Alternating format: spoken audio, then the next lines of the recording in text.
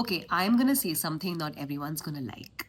That while it's amazing that so many of us are destigmatizing mental health and talking more about boundaries and preferences and narcissism, mental health, the dangerous turn that pop psychology has taken into hyper individualism and subjective realities, so your truth versus my truth, is scary. Actually, we are responsible for it. And I don't mean it's our fault as therapists, healers, and coaches, but what I took back from Joe's amazing book, Psychobabble, viral mental myths and the truths to set you free, that I actually dug a little bit into this weekend, is that we're not doing a great job as a therapist and healer community to actually make a consensus about what we mean behind each word.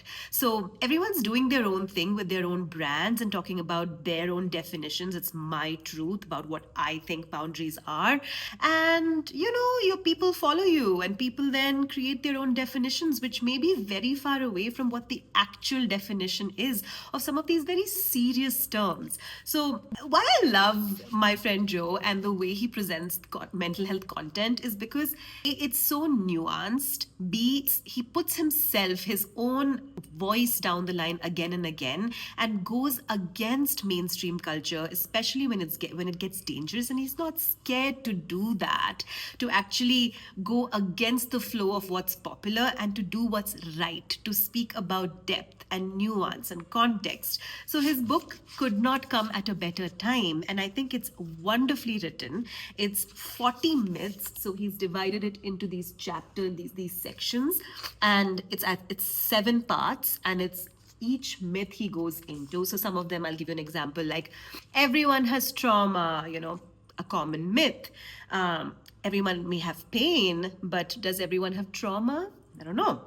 Trauma is the same thing as grief. Your trauma made you an empath. Oh, this one gets so many of us as mental health professionals pretty riled up. What does that mean?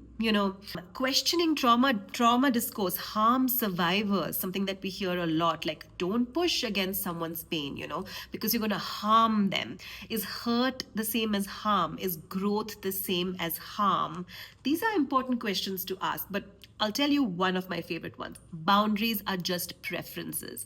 So I love what Joe does is that he actually lays out the popular definitions of boundaries by like famous therapists and celebrity therapists, and then talks about how each of them is saying a different thing. So, somebody may be saying a boundary is just a like or a dislike. I like vanilla ice cream and that's my boundary, so you should honor my boundary. No, but boundaries are a very specific thing. So in my mental health trainings that I do annually, I run these supervision sessions, and I was asking my healers and therapists, like, what do you think boundaries are? And each of us had a completely different and individual answer, which I think is also a problem, because if you make all of these definitions so subjective, then when people fight, when people talk about mental health, they are saying some very different individual things, and the actual message kind of gets missed out. So read Psychobabble. Lovely book, couldn't come at a better time.